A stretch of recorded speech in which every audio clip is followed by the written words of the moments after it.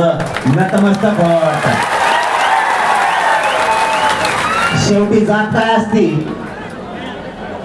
आणि जातीसाठी किती ताकदीला लढायचं हे तुम्ही या देशाला सिद्ध करून दिले. सगळ्यात मोठं काय, फक्त आपला समाज आणि आपले लेकर हे महाराष्ट्राने देशात तुम्ही सिद्ध करून दिले. आता लढायचंय,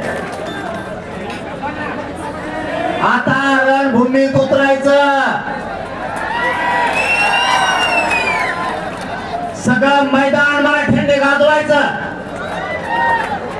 आणि विजय सुद्धा मिळवायचा. आता हटायचं नाही. सगळ्यांनी आता रणभूमीत उतरायची तयारी करायची, मैदान गाजवायचं सुद्धा आणि त्या मैदानात मराठ्यांनीच विजय मिळवायचा, त्याशिवाय वापस फिरायचं नाही. आजची ही राज्यव्यापी बैठक, या राज्यातल्या कानाकोपऱ्यातून लाखो मराठी एकत्र आले. आता मात्र मराठ्यांना विजयापासून कोणालाच रोखू द्यायचं नाही. पहिला मुद्दा सांगितला, रणभूमीत उतरायचं, मैदान सुद्धा मराठ्यांनीच गाजवायचं आणि मराठ्यांच्या लेकराच्या अंगावर गुलाल विजय मिळून मराठ्यांनीच फेकायचा.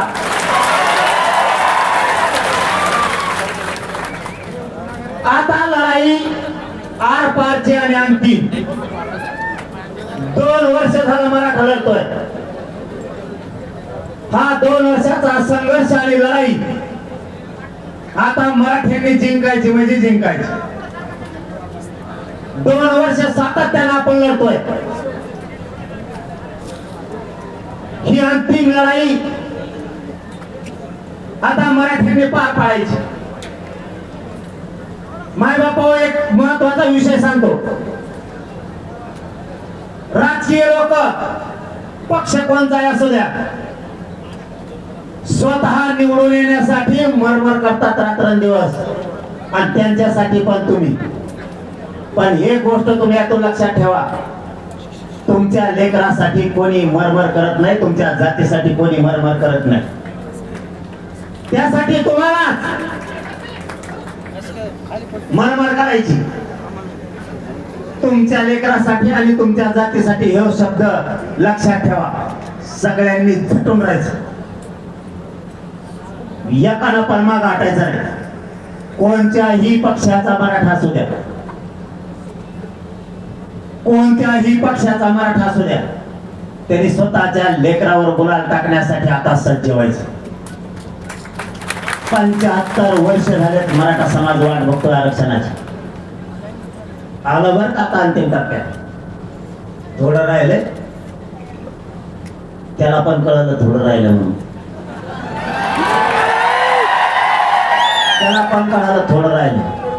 फक्त 8-9% मराठा राहिला आरक्षणात जायचं.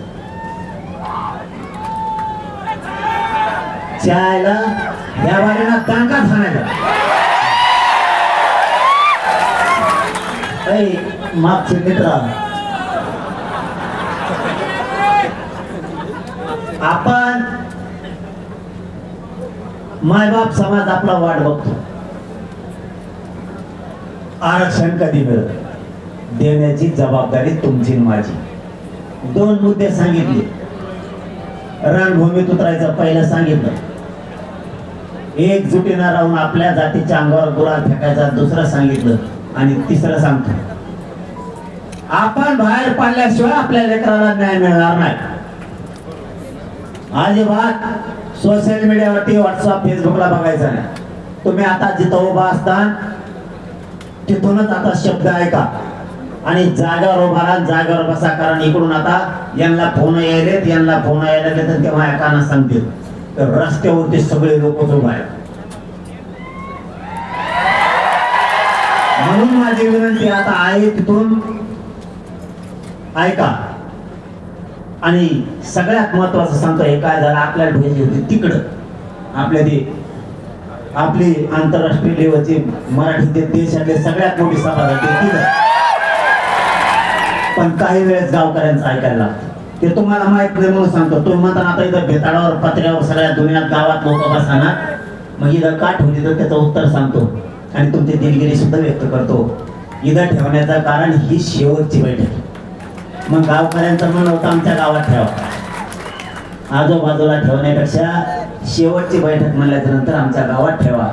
म्हणून आपण गावात ठेवली, म्हणून तुम्हाला थोडाफार त्रास होणार आहे, बसायला उठायला त्रास होणार आहे, जागा मिळणार